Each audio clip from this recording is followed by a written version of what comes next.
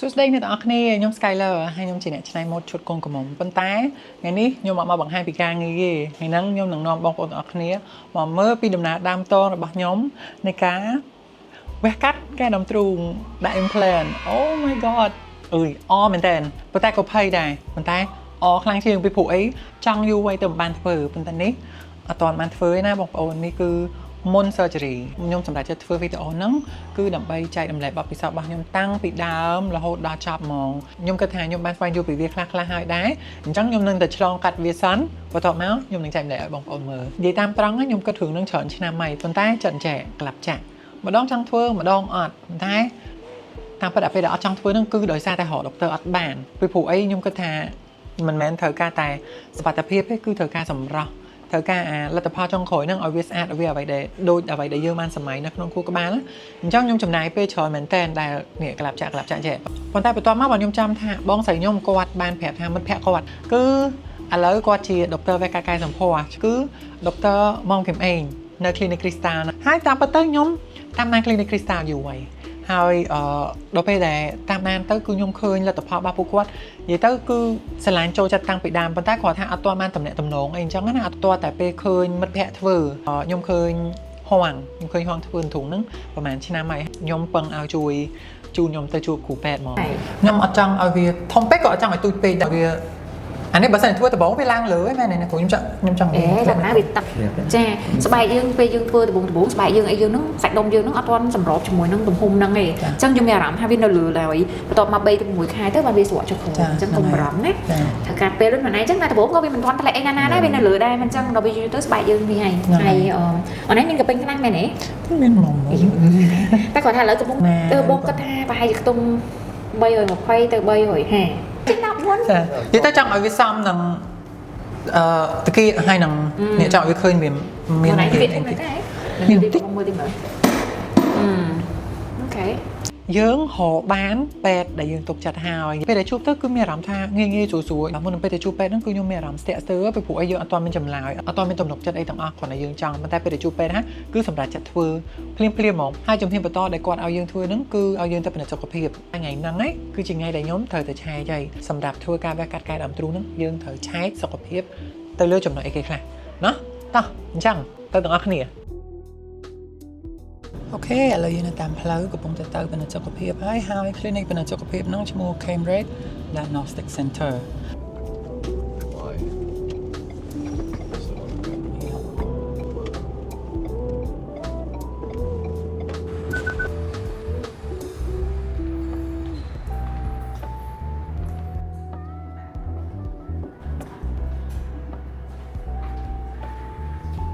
This is my new favorite outfit ឲ្យខ្ញុំដកដើម្បីទៅទទួលកាប់ទៅអញ្ចឹងណាហើយតែសូមព្រមឆ្អឹងបានណាចឹងអត់តែថត X-ray បានវាទំនុកមួយគឺសាច់ខ្លួនអញ្ចឹងថាពីឥឡូវនេះគឺយើងមកបូមឈាមសិនហ្នឹងបើសិនជាមើលទៅវាអត់មានបញ្ហាអីហ្នឹងបើយើងអាចចាក់ថ្នាំស្លាប់បានចាតែនៃបងចេះសុខភាពទៅអត់មានបញ្ហាខាងពេទ្យខាងស្ថាប័នសំណងគាត់ចេះមើលតាមហ្នឹងចឹងមានបញ្ហាអីក៏អត់ឬក៏គាត់មានជំនាញជួយបងចឹងឥឡូវពេទ្យថាថត X-ray ទៅផ្លែ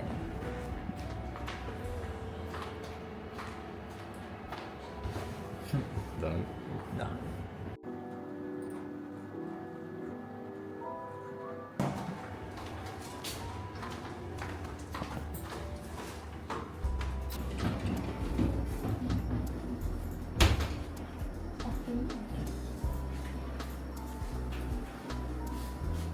អូខេឥឡូវពិនិត្យសុខភាពហើយអ្នកទាំងអស់គ្នាចំណាយពេលប្រហែលជា1ម៉ោងហើយយើងពិនិត្យនឹងគឺត្រូវការទី1គេបូមឈាមពិនិត្យឈាមទី2 X-ray សួតទី3 ultrasound កពេញដើមទ្រូងយើងហ្នឹងគេមើលថាតើវាមានបញ្ហាអីអត់បន្ទាប់មកពិនិត្យចង្វាក់បេះដូងមើលថាបេះដូងយើងហ្នឹងវាដើរស្រួលបួលអត់គីឡូវាមានញាក់ញ័រអីចឹងទៅហើយនឹងចុងក្រោយអេកូបេះដូងរៀបចំខ្លួនត្រៀមខ្លួនចាំឲ្យដល់ថ្ងៃនេះស្អែកដល់ថ្ងៃនេះអ្នកទាំងអស់គ្នាអូយ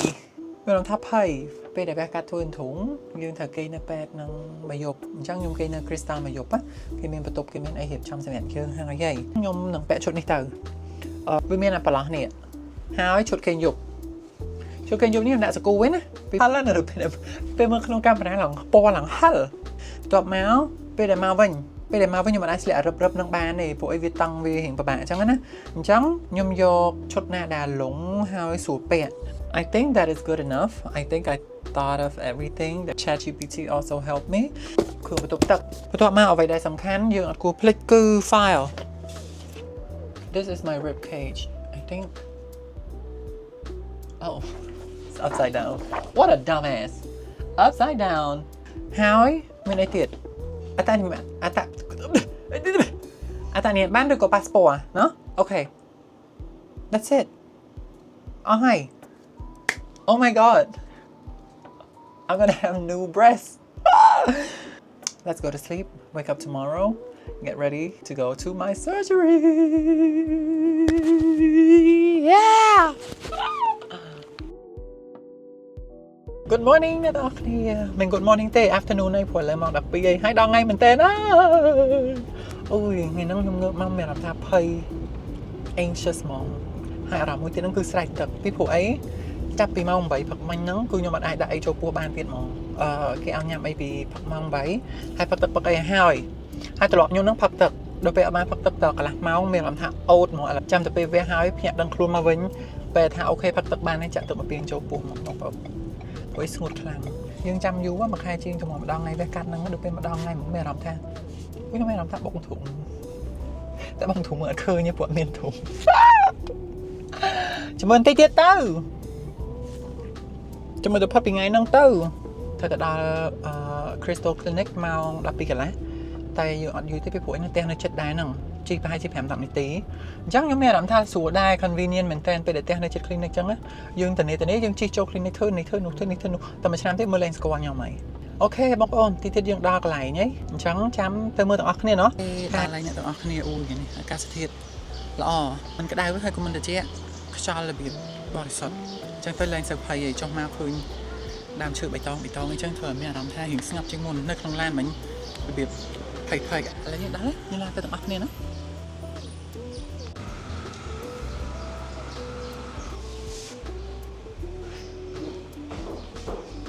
Hello សួរចាបងមានយកតែយកយើង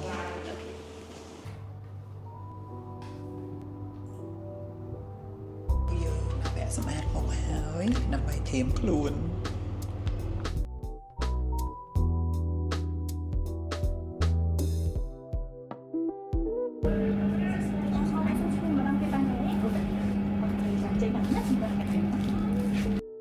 ទៅផាក់អាសិនដូកអានហើយ it feels real like it's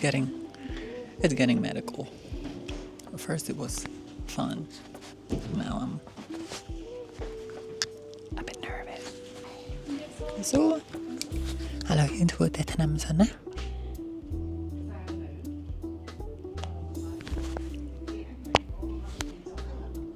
ម្ដងនេះចាប់បានភ័យតិចៗអត់ផងចា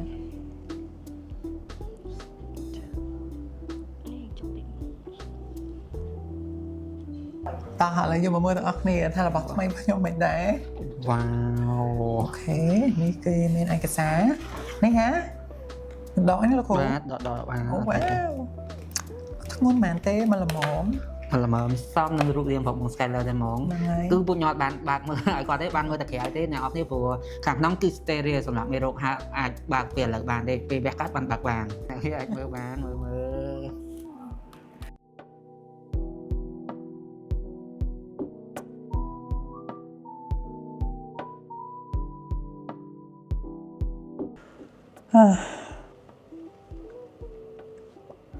ហើយបានផឹកទឹកហើយបានបេះកាត់ហើយបានងើបមកវិញអូនិយាយមែនឥឡូវខ្ញុំនិយាយប្រាប់ពេលដែលចូលក្នុងបន្ទប់វះកាត់គឺភ័យត្មងចង់ឲ្យតែស្លាប់ភ្លាមស្លាប់អត់ឲ្យដឹងអីទាំងអស់ខ្ញុំអត់ដែរចាក់ស្នាមស្លាប់ទេខ្ញុំធ្លាប់ចាក់ស្នាមស្ពឹកពេលដែលចាក់ស្នាមស្លាប់ហ្នឹងគ្រូពេទ្យគាត់សួរគាត់អីចឹងណាថាធ្លាប់ចាក់ស្នាមស្លាប់ពីមុនមកអត់ហើយមានជំងឺមានអីអត់អញ្ចឹងគាត់ចាប់ផ្ដើមដាក់ស្នាមស្លាប់គាត់ដាក់ទៅឲ្យដាក់អុកស៊ីហ្សែនហ្នឹងមកយើងមានអារម្មណ៍ថាសើមួយដេកបើកភ្នែកមកវិញគឺលើកខ្ញុំដាក់លើនឹងដាក់លើខែនេះទៅដែរប៉ុណ្ណឹង Ôi cái tôi chia sẻ cái nó hai thùng này ắt sẽ thùng ngon mà này ta còn tầng đạt ấy thòm bàn ở tập bàn là bà vậy đi chẳng bàn ở vậy đến nó khơi môn kia ngựa mà cứ nhâm xong nhâm tắc bàn là chết mong bóng ông bắt tục lòng thông hai mấy cái này ao ấy nè cầm đó xâm ra mà nè ở copy nè các bạn này nút sờ lòng này nữa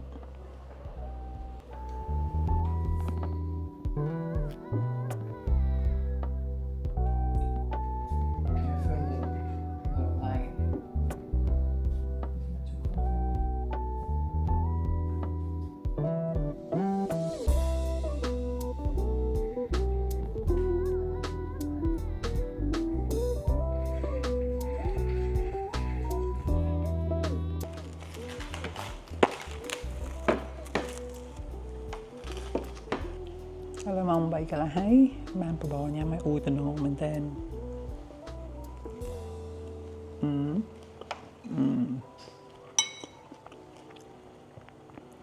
Thấy nghiết, hai nóng,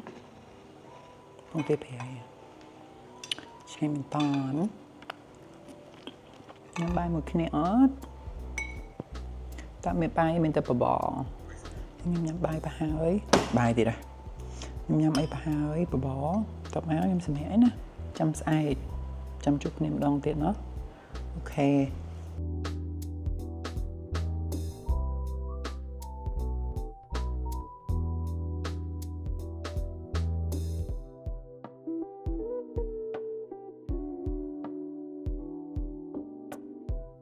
Good morning.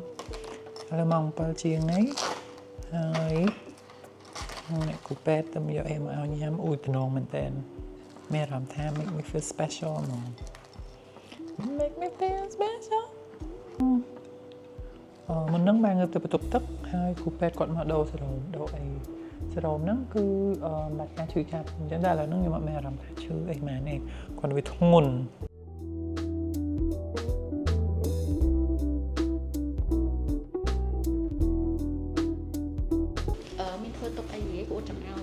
Ọt mình sọ thì nó một bộ chữ khai gì môi chữ tích đọc chữ khai cho bác năng chữ hai mà đấy cha bay buồn ấy vợ ọt chữ ta còn là thuộc ngôn chị thao mặt đá khỏi ca về cạnh ngày tí muối nhưng mà họ miệng ngôn miệng mai miệng tân ấy cha để sai nhưng nó cũng phải chẳng nó hay do về ai hợp tích hay nó toàn bạc liền nghe ngày đến nhưng hợp vi sần chẳng nó tay ban năng đa này cũng tôi chắc tới thao mặt đá chẳng lõ này trong ngày tí muối khỏi ca về cắt dương ngược ba dương đào ba dương nhầm ba tụ tập luôn ai hay chưa có nắng mẹ nhóm mơ tới đôi nè cho người đôi mình ca chưa chặt đây năng ngày mà đi thay dương sau có kịp lòi ok chẳng dân ngàyนี้ยังai lọt tè bên bán nhưng thứ cả trăm ngày coi dương ban không đá nhưng con là càng lương thun gì thun sân á nhưng ngày đấy thì đấy đôi chị ót thế này ok chẳng ai tè bàn á tè bàn này ok chà học con này cô học con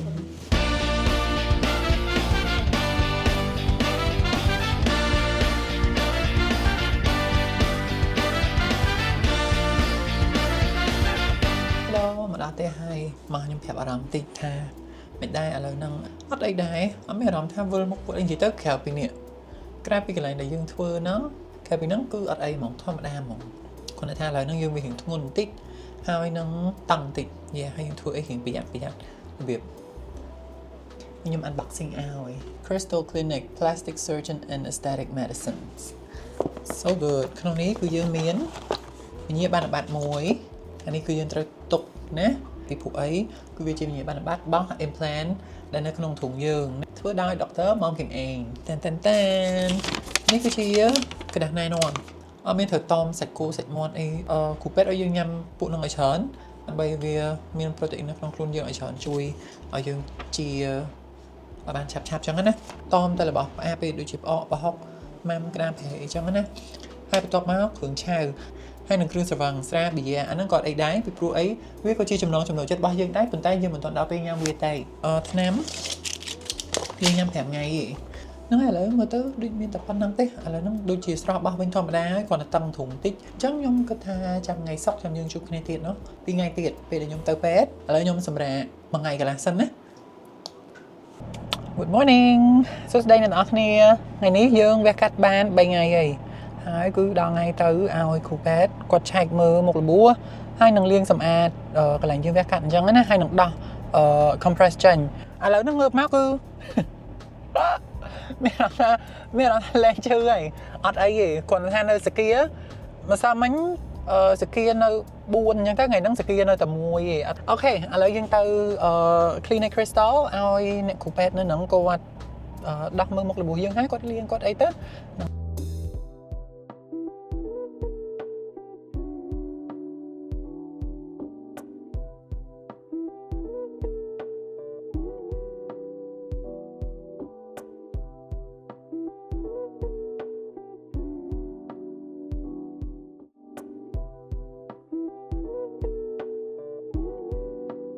Hello មិនដែរអ្នកនរគ្នា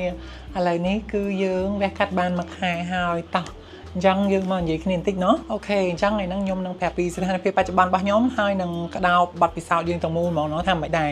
អូនិយាយទៅខ្ញុំស្រឡាញ់មែនតើពួកអីមើលមកមិនធំពេកក៏មិនទូចពេកនិយាយទៅយើងក៏មកបែបណាគាត់និយាយមកថាធ្វើបានគឺធ្វើបានមែនខ្ញុំស្រឡាញ់មែនតើហើយឥឡូវនេះវាចាប់ដើមទុនតិចៗហើយបងប្អូនវាទុនហើយវាធ្លាក់ចូលកន្លែងស្អាតតែតែបានមួយខែអញ្ចឹងគឺអត់ទាន់ស្រកហើយក៏អត់ទាន់ស្អាតដល់កម្រិតគេដែរអញ្ចឹង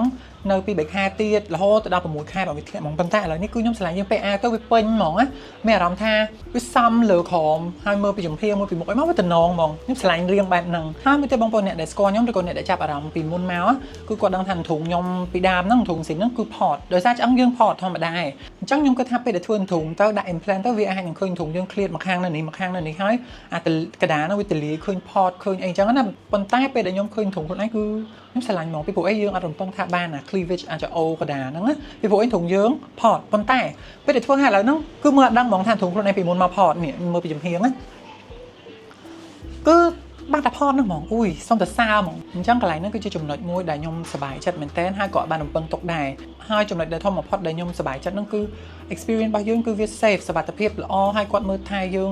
មកឆ្ងាញ់ហ្មងមួយទៀតគឺខ្ញុំសម្រាប់ចេញហ្មងបើសិនជាខ្ញុំត្រូវហោះទៅធ្វើធុងនៅស្រុកក្រៅឬក៏នៅណាអញ្ចឹងណាពីព្រោះអីធ្វើនៅ Crystal គឺនៅចិត្តខ្លួនមិនថានៅចិត្តទីហើយគឺនៅក្នុងពេញយើងពីព្រោះអីពីអតីតដំបូងបានឲ្យគាត់ check up មើលរបួសមើលរូបរាងមើលអីយើងអញ្ចឹងខ្ញុំមានអារម្មណ៍ថា comfort ហើយមានអារម្មណ៍ secure ជាងបើសិនជាគាត់នៅឆ្ងាយគឺយើងអាចបានទៅខ្ញុំមានអារម្មណ៍ថាខ្ញុំអត់ច្បាស់ដែរកន្លែងហ្នឹងណានៅក្បាលវីដេអូបងប្អូនបានឃើញពីការពិភាក្សាជាមួយអ្នកគ្រូមកពីអីណាគាត់ថាយើងអាចនឹងប្រើ implant ពី320ទៅ350អញ្ចឹងឥឡូវខ្ញុំនឹងរៀបរាប់ពី detail ទាំងអស់ថាតើយើងដាក់ implant អីហើយ implant ទំហំប៉ុណ្ណា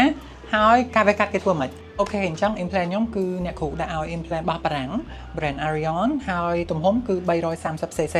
អញ្ចឹងនេះគឺវាមិនល្មមប៉ុន្តែវាអត់តូចទេណាបងប្អូនពីព្រោះអីខ្ញុំស្មាធំហើយខ្ញុំមេធំដាក់នៅលើខ្លួនខ្ញុំមកឃើញល្មមប៉ុន្តែបើអ្នកហេងទូចអីដាក់នេះគឺឃើញធំហើយគឺគាត់ប្រើ implant នៅលងហើយមួយទៀតអ្វីដែលខ្ញុំសង្កេតថាជាភាពឆ្លាតវៃរបស់ពេទ្យណាគឺមិនដំបូងខ្ញុំចង់ឲ្យ implant ខ្ញុំmoderate ទេអត់ចង់ឲ្យឃើញខ្ពស់ពេកទេអញ្ចឹងណាហើយអញ្ចឹងក៏គាត់គិតថាអូខេអាចនឹងដាក់ទីបល្មមប៉ុន្តែពេលដែលគាត់ឃើញធុងយើងផតគាត់ថាដាក់ខ្ពស់ទៅបង្ឃើញស្អាតដល់ពេលទៀបទៅដាក់ទៅអាចនឹងឃើញផតដដែលហើយយើងស្ដាប់គាត់ដល់ពេលខ្ញុំស្ដាប់គាត់ទៅគឺចេញមកឃើញធុងយើងស្អាតអត់មានផតអីទៀតហ្មងហើយវាសមហ្មងណាបងប្អូនការវះហ្នឹងគឺវះនៅក្រោមធុងទេសាច់ធុងយើងហ្មងព្រោះអត់មានស្នាមអត់មានអីទាំងអស់ក្រោមទ្រូងហ្នឹងគឺតែ2សង់ទីម៉ែត្រទេហើយស្នាមទូចមែនតើអត់មានស្នាមដេទេខ្ញុំក៏ភ្ញាក់កន្លែងហ្នឹងដែរពីព្រោះអីខ្ញុំគិតថាធម្មតាតែវះគេមានដេតែដេមានស្នាមមែនអត់ហើយខ្ញុំក៏ធ្លាប់ឃើញស្នាមវះកាត់ការដាំទ្រូងហ្នឹងភាគច្រើនគឺមានស្នាមដេអញ្ចឹងខ្ញុំវារំពឹងកន្លែងហ្នឹងហើយអញ្ចឹងបើសិនជាមានស្នាមដេក៏ស្នាមរបស់ហ្នឹងក៏វាមិនអីដែរប៉ុន្តែគេដេមានវិធីដេដើម្បីអត់ឲ្យឃើញរបស់មួយស្រឡាញ់មែនតើទៅមកតែតិចទៀតទៅទ្រូងខ្ញុំវាធ្លាក់វាបាំងស្នាមហ្នឹងចិត្តបាត់ហ្មងនិយាយទៅឥឡូវបងប្អូនសំបីតែពាក់អាវយឺតធម្មតាមានចេញសាច់អីក៏មានអារម្មណ៍ថា shape យើងវាស្អាតជាងមុនដែរនិយាយទៅមើលមកឃើញពេញលើពេញក្រហ្មងខ្ញុំឆ្លាញ់បែបហ្នឹងហើយខ្ញុំចង់បានបែបហ្នឹងអញ្ចឹងបើសិនជាខ្ញុំអាចឲ្យយោបល់បងប្អូនបើសិនជាធ្វើគឺធ្វើដើម្បីខ្លួនឯងមិនមែនធ្វើដើម្បីអ្នកដទៃមិនមែនធ្វើដើម្បីសង្គមទេធ្វើដើម្បីបំពេញក្តីសម័យខ្លួនឯងចោះគឺខ្ញុំសួរខ្លួនឯងចង់ក្រោយគេថាអូខេយើងអត់វាក៏បានដែរយើងអត់ធ្វើក៏បានដែរប៉ុន្តែសួរថាដល់ចំណុចមួយនៃជីវិតយើងតើយើងចង់បានវាអត់យើងចង់សម្រេចក្តីសម័យមួយនឹងអត់ហើយចម្លើយគឺ